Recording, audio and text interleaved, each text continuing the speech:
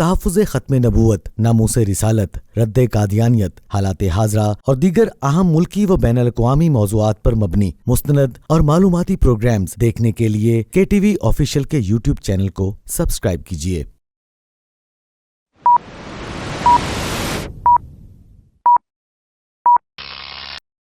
السلام علیکم، programme views on line کے ساتھ میں ہوں حسن رانا۔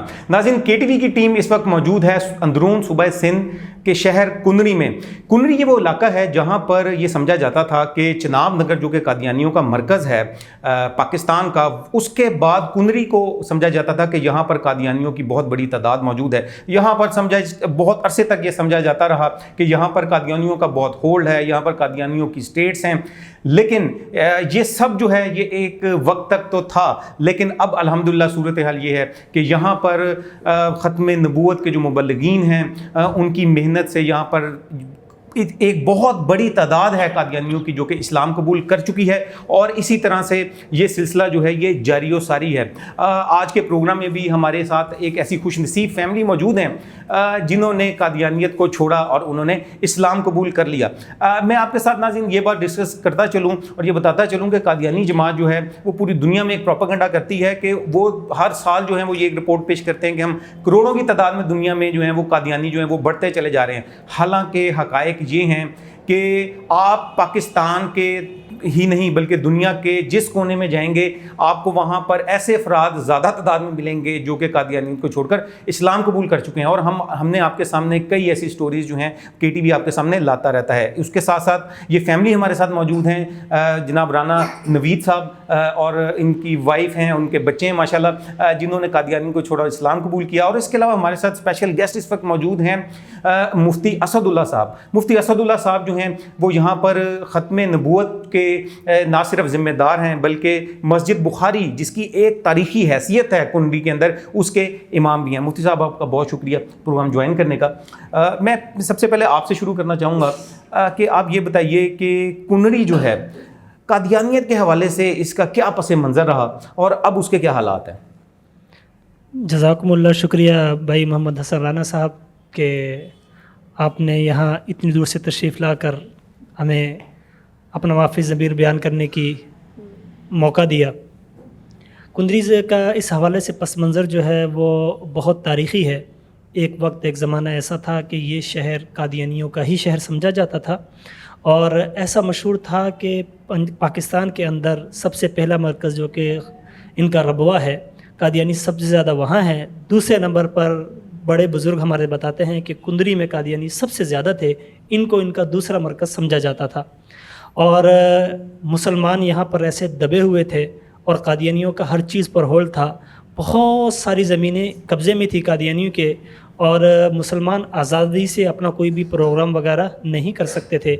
پھر الحمدللہ بزرگوں نے یہاں پر توجہ دی، عالمی مجلس تحفظ ختم نبوت کے اکابرین نے اس علاقے کو فوکس کیا، اور یہاں پر بزرگ وقتاً فوقتاً تشریف لاتے رہے، مبلغین آتے رہے، خطبہ آتے رہے، علماء نے توجہ دی، اور آہستہ آہستہ آہستہ جو ہے وہ لوگوں میں شعور پیدا ہوا، اور علماء اور خاص طور پر مسجد کے ائمہ اور عام عوام نے اس چیز کو اتنا زیادہ لیا کہ یہ جو قادیانی فتنہ جو ہے اس نے امت کو بہت زیادہ متاثر کیا ہے، بالخصوص اس علاقے کو۔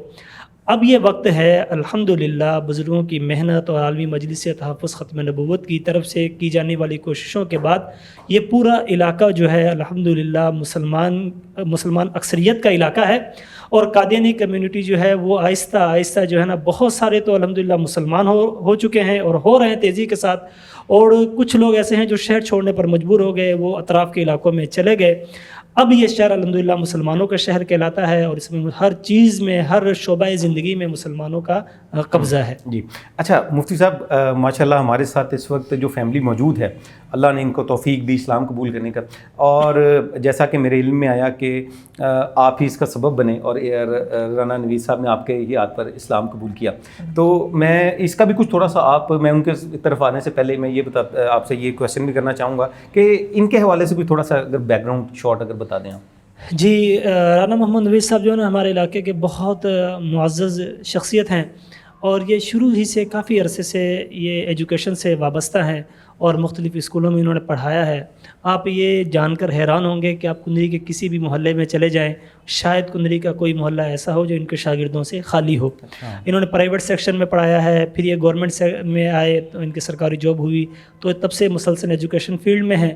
لیکن خوش قسمتی ان کی ہے کہ ان کے دل میں فکر تھی, اور یہ بزرگوں کا کی ہوئی محنتوں کا نتیجہ ہے کہ ان کو دعوت دینے والے علماء تو تھے ہی, لیکن ان کے ساتھ کام کرنے والے اور پڑھانے والے ٹیچرز تھے جنہوں نے ان کو دعوت دی.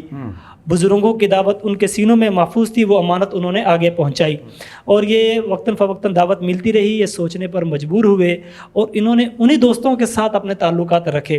وہ دوست ہمیں وقتاً فوقتاً اطلاعات کرتے رہتے تھے کہ بھائی ہمارے دوست ہیں اور ہمارے بھائی ہیں رانا نوید صاحب ہیں, اور وہ اس طرح الحمدللہ قادیانیت سے طائب ہو کر دائرہ اسلام میں ختم نبوت کے سائے تلے آنا چاہتے ہیں.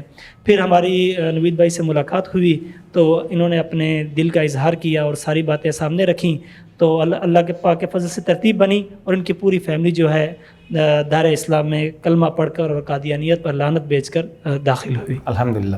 نوید بھائی, سب سے پہلے تو آپ کو اور آپ کی فیملی کو بہت بہت مبارک ہو اسلام قبول کرنے کی. اور میں یہ پوچھنا چاہوں گا آپ سے کہ کیا آپ کا آبائی علاقہ جو ہے وہ کنری ہی ہے, اور دوسرا یہ کہ آپ کیا پیدائشی قادیانی ہیں؟ خیر مبارک جی, میں کنری شہر میں ہی پیدا ہوا تھا اور پیدائشی طور پر قادیانی ہی تھا. اللہ تعالیٰ نے توفیق دی, ہم دائرہ اسلام میں داخل ہو گئے. اچھا, الحمدللہ. اور کتنا عرصہ ہوا آپ کو اسلام قبول کیے؟ جی 2 مہینے ہو گئے. 2 مہینے ہو گئے جی. اچھا, مجھے یہ بتائیں کہ کیا وجہ تھی جس کی وجہ سے آپ نے اسلام قبول کیا, اس کی مین وجہ کیا تھی؟ جی کچھ عرصے سے تحقیق جاری تھی. پھر میرے استاد محترم تھے, محترم سرور صاحب, ان کے پاس میں اسکول میں پڑھتا تھا, تو اس وقت سے انہوں نے ہمیں قرآن پاک حفظ کروایا ہوا تھا کافی, سورہ یاسین, سورہ رحمان, سورہ واقعہ, اور ان کی تربیت تھی. پھر میرے ساتھ گورنمنٹ اسکول میں ہمارے کولیگ تھے مولوی عبدالستار صاحب, انہوں نے کافی مجھے سمجھایا, بہت انہوں نے دین کی باتیں بتائیں مجھے, خاص طور پر قادیانیت کے بارے میں گائیڈ کیا کہ یہ ایک غلط راستہ ہے. تو اللہ تعالیٰ نے توفیق دی. پھر دوسرے دوستوں کے ساتھ بھی کافی بحث مباحثہ ہوا, باتیں ہوئیں, تو اللہ تعالیٰ نے بس ایک دن ایسا آیا کہ ہم کچھ سال تک دیکھتے رہے, سوچتے رہے. پھر اللہ تعالیٰ نے ہمیں موقع دیا, اللہ تعالیٰ نے توفیق دی, اللہ تعالیٰ نے ہمیں چنا کہ ہم الحمدللہ مسلمان ہو گئے. اچھا نوید بھائی, یہ کویسچن میں آپ سے یہ ضرور کرنا چاہوں گا کہ ہم نے یہ دیکھا ہے کہ قادیانی جماعت بھی یہ ایک خاص قسم کا پروپیگنڈا کرتی ہے. جو لوگ اسلام قبول کرتے ہیں قادیانیت کو چھوڑ کر, اچھا وہ یہ کہتے ہیں کہ جی یہ ان کو کوئی پیسے کا لالچ دیا ہوگا مولویوں نے, یا کوئی اس قسم کا لالچ دیا ہوگا, یا وہ کہتے ہیں کہ جی یہ پڑھے لکھے لوگ نہیں ہوں گے. تو آپ پہلے مجھے اپنا جو ایجوکیشن بیک گراؤنڈ ہے نا, مجھے تو پتہ ہے, لیکن ہمارے ناظرین کے ساتھ بھی آپ شیئر کیجئے کہ آپ کی مصروفیت کیا ہے, اور دوسرا کیا آپ کو کوئی لالچ دے کر مسلمان کیا گیا یا آپ اپنی کنسنٹ کے ساتھ ہوئے تھے؟ جی پروپیگنڈا تو کافی جاری ہے, کیونکہ ہم 2 مہینے ہوئے مسلمان ہوئے الحمدللہ. تو پروپیگنڈا بہت زیادہ ہو رہا ہے, طرح طرح کی باتیں کی جا رہی ہیں جو ہم تک پہنچتی ہیں, لیکن مجھے کوئی کسی چیز کی ضرورت نہیں ہے الحمدللہ. اللہ تعالیٰ کا دیا ہوا سب کچھ ہے. میں خود بھی ہائی اسکول ٹیچر ہوں اور میری وائف بھی گورنمنٹ اسکول ٹیچر ہیں. گھر ہمارا اپنا ہے, ہمیں کسی قسم کا کوئی لالچ نہیں ہے, کوئی ہمیں کسی چیز کی ضرورت نہیں ہے. بغیر کسی لالچ کے ہم اللہ تعالیٰ کے حضور آئے ہیں, پیارے نبی کا کلمہ پڑھا ہے ہم نے. واہ, کوئی لالچ نہیں ہے الحمدللہ. اچھا, ہم اپنی بہن سے بات کرنا چاہیں گے. اچھا بہن, یہ بتائیے کہ آپ نے کیوں اسلام قبول کیا, آپ کیا سمجھتی ہیں, کیا مین وجہ کیا تھی اس کی؟ سب سے پہلے آپ کا شکریہ, آپ لوگوں نے مجھے انوائٹ کیا. جب میں نے یہ پڑھا کہ مدینے کے درخت پیارے نبی کی قدم بوسی کر کے پھر وہ جنتی بن گئے, تو پھر میں نے یہ پڑھا اور یہ سوچا کہ میں تو اشرف المخلوقات ہوں, ہم لوگ اشرف المخلوقات ہیں. اور پھر تب میں نے کلمہ پڑھا لا الہ الا اللہ محمد الرسول اللہ. اچھا مجھے یہ بتائیں کہ جب آپ قادیانی جماعت میں تھیں تو اس وقت قادیانیت کے بارے میں, خاص طور پر مرزا غلام قادیانی کے بارے میں آپ کو کیا تعلیمات دی جاتی تھیں؟ یہی بتایا جاتا تھا کہ وہ ذیلی نبی ہیں, اس طرح کی باتیں ہوتی تھیں, خلیفہ ہیں, ذیلی نبی ہیں. وہ بھی بکس میں پڑھتے تھے, وہ بکس ہم ایک سائڈ پہ رکھ دیتے تھے کیونکہ ہمارا انٹرسٹ نہیں تھا, ایک دل اور دماغ دونوں اس چیز کی طرف نہیں جا رہے تھے. जंग चल रही थी। अच्छा, देखें हमने ये देखा है अक्सर औक़ात जब ख़ास तौर पे जो फैमिलीज़ होती हैं जब वो इस्लाम कबूल करती हैं तो कादियानी जमात की तरफ से तो बड़ा प्रेशर आता है पीछे से, पूरी एक फैमिली होती है, आप कट जाते हैं, आपके बहन भाई होते हैं, रिश्तेदार होते हैं, तो कादियानी जमात तो उधर तो ऐसा सिस्टम है कि वो तो बाइकआउट करवा देते हैं।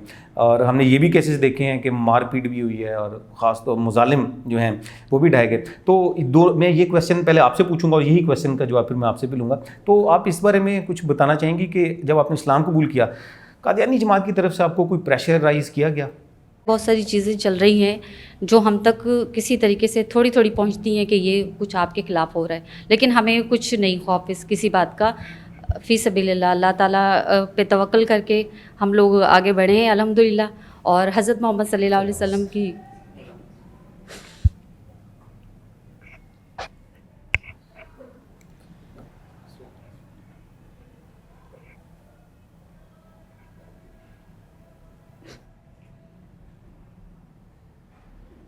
नाज़रीन, ये ऐसे लम्हात होते हैं कि जहाँ पर आप अपने जज्बात पर काबू नहीं रख पाते। ज़ाहिरी सी बात है कि आपने ज़िंदगी का बहुत बड़ा अरसा एक ख़ास मज़हब में गुजारा हो और फिर उसके बाद आपने अपने बहन भाई, रिश्तेदार और दीगर जो अज़ीज़ व अक़ारब हैं उनको छोड़कर इस्लाम कबूल किया हो और फिर ख़ालिसतन अल्लाह ताला की रज़ा की खातिर इस्लाम कबूल किया हो, तो मैं समझता हूँ कि ये वो अफराद हैं जो कि ईमान की असल लज्जत को महसूस कर सकते हैं। ये राना साहब ये बताएं कि कादियानी जमात की जानिब से आपको प्रेशराइज़ किया गया जब आपने इस्लाम कबूल किया, या आपकी राह में मुख्तलिफ़ किस्म की रुकावटें जो हैं उनकी तरफ से खड़ी की गई? जी, मेरे जो घर वाले हैं, मेरे वालिद साहब तो फ़ौत हो चुके हैं, वो भी एक यहाँ कुनरी में प्राइमरी स्कूल टीचर थे। जो मेरे बाकी फैमिली मेम्बर्स हैं उन्होंने बाइकाट किया है। लेकिन कुछ अफराद ऐसे हैं जो मैं क्योंकि अपनी फैमिली में बहन भाइयों में बड़ा हूँ तो ज़रूरत के तहत वो मेरा उनसे रब्ता है। लेकिन कुछ ऐसे भी बहन भाई हैं जिन्होंने बिल्कुल बाइकाट किया है।